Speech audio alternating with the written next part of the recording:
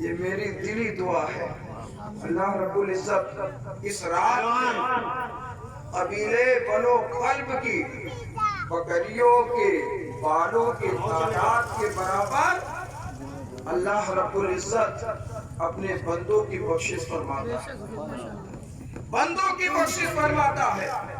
ایک بکری اگر آپ کے سامنے میں لا کر کے کھڑی کر دوں اور آپ سے کہوں ذرا اس کے بالوں کو گن لیجئے، تو ہمیں تو لگتا ہے آپ کی بھی عمر ختم ہو جائے گی، ہماری بھی گزر جائے گی، اور یہ حساب یہی باقی رہ جائے گا، یہی باقی رہ جائے گا۔ ایک بکری کے بال ہم اور آپ نہیں گن سکتے۔ ابھی چند دنوں پہلے ایک صاحب سے نونا میں ملاقات ہوئی اور ان کے سر کے بال پہلے سب صاف تھے۔ ہم نے کہا آپ کے سر کے بال تو صاف تھے، ان دنوں بڑی ہریالی ہے، کیا بات ہے؟ بڑی ہریالی ہے، کیا علاج کیا؟ کون سی ویکسین آپ کو سوٹ کر گئی؟ کیونکہ اس وقت ویکسین بھی بولتے ہیں۔ ہنسنے لگے، کہا ہم گئے تھے پنجاب اور 5000 بال ہم نے لگوائے۔ ہم نے کہا خرچ کتنا آیا؟ کہا ٹوٹل خرچ آیا 60,000۔ 5000 بال لگوائے اور ٹوٹل خرچ 60,000، اور وہ بھی کوئی ایک یہاں، کوئی ایک یہاں، کوئی ایک یہاں، کوئی۔ ہم نے کہا یہ 5000 بال ہے؟ کہنے لگے ہاں آپ کو یقین نہیں ہو رہا ہے، میرے پاس سلپ رکھی ہوئی ہے، رسید رکھی ہے، پوری فائل ہے، پورا ریکارڈ ہے۔ کہا ٹھیک ہے۔ ہم نے کہا جب 5000 بال آپ نے اپنے سر پر لگوائے تو دیکھنے میں ایسا لگتا ہے کہ صرف 40-50 لگے ہو۔ جب ہم تمہارے سر کے بالوں کو نہیں مل سکتے ہیں تو اللہ رب العزت کی عنایت کو، اس کی بخشش کا اندازہ کون کر سکتا ہے؟ مولا اسی مبارک رات میں قبیلے بنو کلب کی بکریوں کی بالوں کی تعداد کے برابر امت محمدیہ کی بخشش فرماتا ہے۔ اس سے یہ اندازہ ہو رہا ہے کہ سوائے 3 لوگوں کے، ایک وہ جو جادوگر ہے، دوسرا جو شراب دادی ہے، تیسرا جو والدین کا نافرمان ہے، ان کے علاوہ رب کی رحمت سب کے سب کو بخشتی نظر آتی ہے،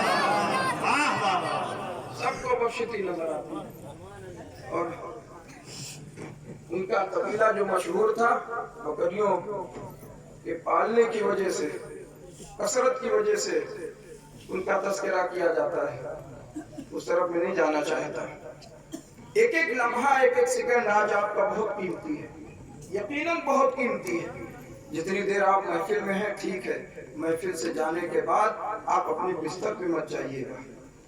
جو لوگ اپنے مرحومین کی قبروں تک اب تک نہیں پہنچ پائے ہیں، ان سے گزارش ہے کہ جب یہاں سے فارغ ہوں گے تو اپنے مرحومین کی قبروں تک ضرور جائیں گے، ضرور جائیں گے۔ آپ کو کچھ آتا ہے نہیں آتا ہے، اس سے غرض نہیں ہے، نہیں آتا تو جاننے کی کوشش کیجیے، یہ آپ کی ذمہ داری ہے۔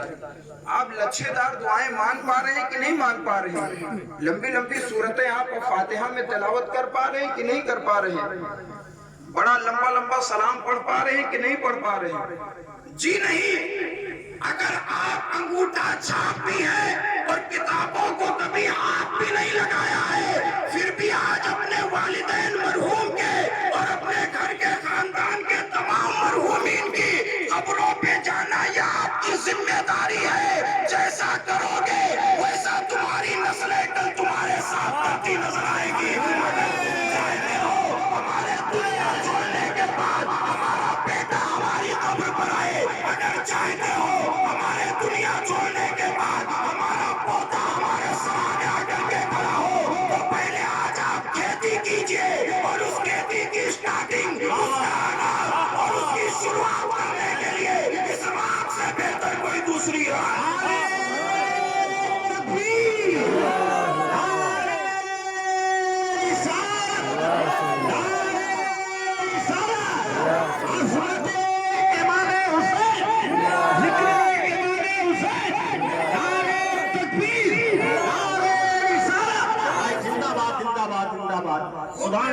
صلی اللہ تعالیٰ علیہ وسلم، حضرت عائشہ صدیقہ رضی اللہ تعالیٰ عنہ کی روایت موجود ہے۔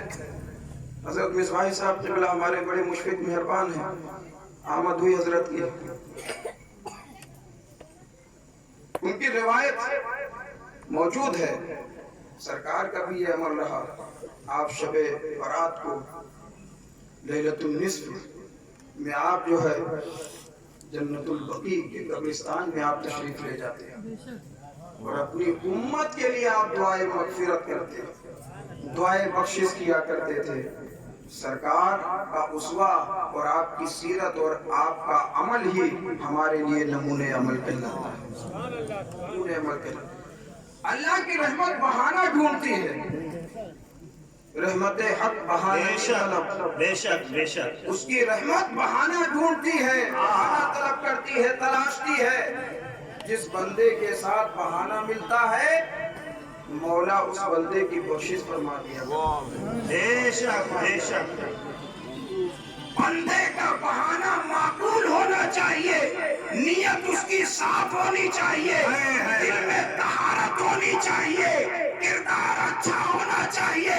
صدق دل سے بارگاہ مولا میں جو کچھ مانگا جاتا ہے اس کی بارگاہ کے دروازے ہمیشہ جو ہے کشادہ نظر آتے ہیں. بس ہمیں مانگنے کا سلیقہ ہونا چاہیے.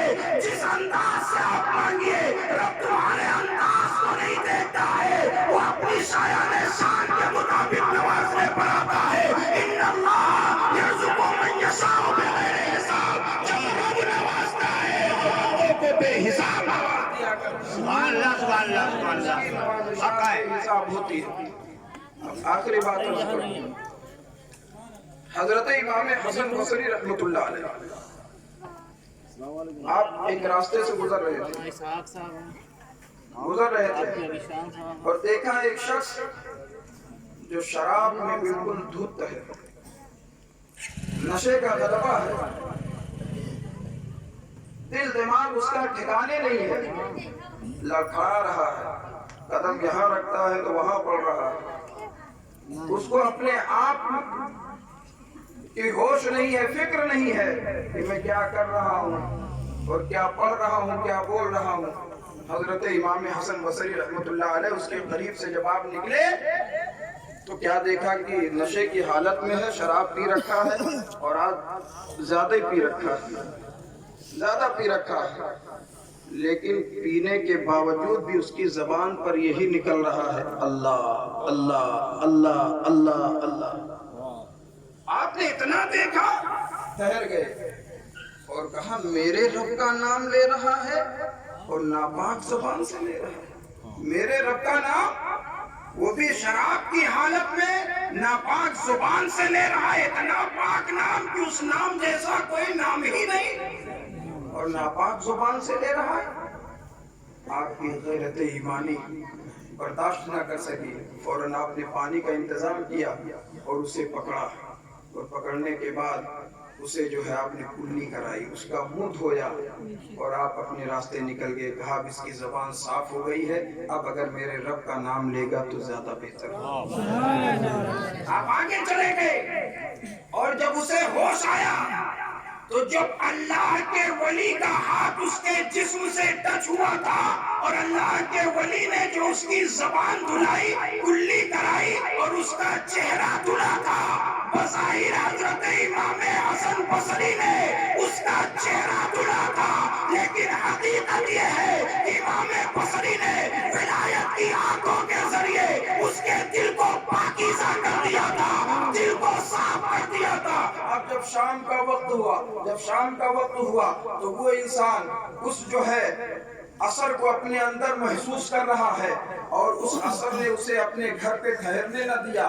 تہجد کا وقت آیا, وہی شرابی ہے جو پہلے کا شرابی ہے, وہ جو ہے تہجد کی نماز وہ جا کر کے مسجد میں ادا کر رہا ہے. حضرت امام حسن بصری رحمۃ اللہ علیہ اپنی عادت کے مطابق اٹھے اور مسجد میں جب تشریف لے گئے تو دیکھا, تو دیکھ کر کے جو ہے آپ دنگ رہ گئے کہ روزانہ میں تنہا آیا کرتا تھا, میں ہی سب سے پہلے پہنچا کرتا کرتا تھا, مجھ سے پہلے کوئی نہیں آتا تھا, آج یہ کون ہے جو مجھ سے پہلے آ کر کے سر سجدے میں رکھے ہوئے اور رب کی تسبیح بیان کر رہا ہے, اسے اعلیٰ کہہ کر کے پکار رہا ہے, اسے سبحان کہہ کر کے پکار رہا ہے, اپنے آپ کو رب کی طرف متوجہ کیے ہوئے ہے, متوجہ اللہ رکھے ہوئے ہے. آپ نے دیکھا تو فرمایا کہ یہ کون ہے جو مجھ سے پہلے جو ہے اس مسجد میں آ کر کے تہجد میں پہل کر گیا ہے. اس نے اپنی نماز ختم کی اور حضرت امام حسن بصری رحمت اللہ علیہ کی طرف متوجہ ہوتے ہوئے جواب دیا کہ آپ اللہ کے محبوب ہیں,